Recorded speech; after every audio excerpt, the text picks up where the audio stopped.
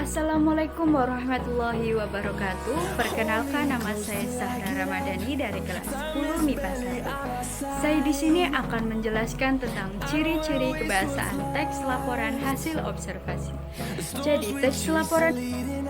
Perkenalkan, saya Irvina Nurulfa dari kelas 10 MIPA 1. Saya di sini akan menjelaskan ciri yang ketiga. Assalamualaikum warahmatullahi wabarakatuh. Perkenalkan, nama saya Eka Febiola Nugraheni dari kelas 10 MIPA 1.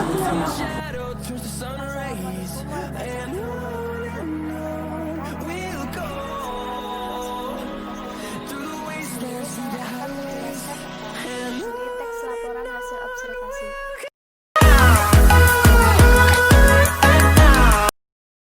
Jadi, teks laporan hasil observasi itu memiliki ciri-ciri kebahasaan.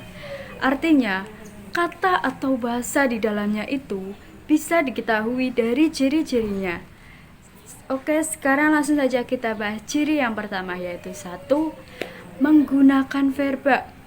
Verba kalau dalam bahasa Inggris itu verb, dan kalau dalam bahasa Indonesia itu verba. Verba sendiri adalah kata kerja. Jadi, verba itu melakukan sebuah tindakan, melakukan sesuatu, ada lari, cuci. Jadi, semua tindakan itu namanya verba. Di teks laporan hasil observasi ada verbanya. Contohnya, mengelompokkan, dikelompokkan, dan seterusnya. Ciri yang kedua yaitu menggunakan frasa. Frasa adalah gabungan dua kata atau lebih yang menduduki satu fungsi. Contoh frasa, kucing berwarna abu-abu.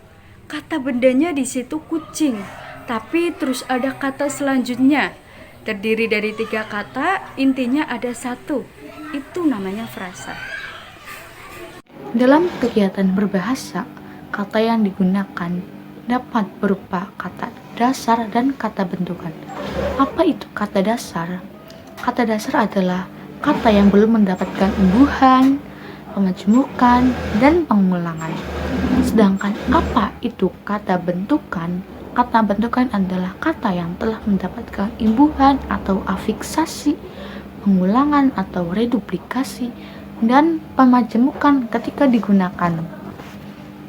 Kata yang mendapat proses penyembuhan dapat berubah jenis.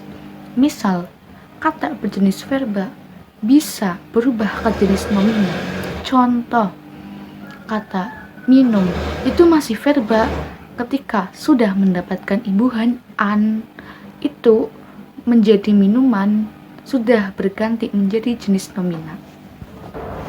Suatu kata dasar berubah menjadi verba ketika sudah mendapatkan imbuhan me mendapatkan imbuhan n menjadi men, dan b mendapatkan imbuhan r menjadi ber. Sedangkan kata dasar berubah menjadi nomina ketika sudah mendapatkan imbuhan p mendapatkan imbuhan n menjadi pen, dan p mendapatkan imbuhan r menjadi per. Kata serta frasa, verba, dan nomina. Jenis kata dan kelompok kata yaitu frasa. Yang dominan digunakan dalam sebuah teks laporan hasil observasi adalah verba, yaitu kata kerja, dan nomina adalah kata benda. Untuk memahami hal tersebut, kita harus mengetahui perbedaan antara kata dan frasa. Kata terbentuk morfem atau morfem bebas, yaitu suatu bahasa terkecil atau dapat memiliki arti maupun tidak yang bersifat bebas. Frasa merupakan gabungan beberapa unsur namun tidak melebihi batas fungsi. Artinya, sekalipun terdiri atas beberapa unsur namun hanya memiliki satu fungsi dalam sebuah kalimat. Selain itu, frasa merupakan kelompok kata yang non-predikatif atau tidak menduduki subjek dan predikat. Seperti teks yang lain, teks laporan hasil observasi juga memiliki ciri khas yang membuat teks ini berbeda dengan teks yang lainnya. Kira-kira apa aja sih ciri-ciri teks laporan hasil observasi itu? Yuk kita simak. Yang pertama, isi yang dibahas biasanya berupa ilmu tentang suatu objek atau konsep yang diobservasi. Yang kedua, objek yang dibahas bersifat sangat umum sehingga menjelaskan semua ciri umum yang termasuk kelompok atau kategori objek yang diobservasi. Contohnya, museum tidak hanya spesifik pada salah satu benda yang dipajang di museum tersebut. Lalu, pantai tidak hanya tentang air laut atau pasir saja. Yang ketiga, bertujuan untuk menjelaskan sesuatu dari sudut pandang ilmu pengetahuan.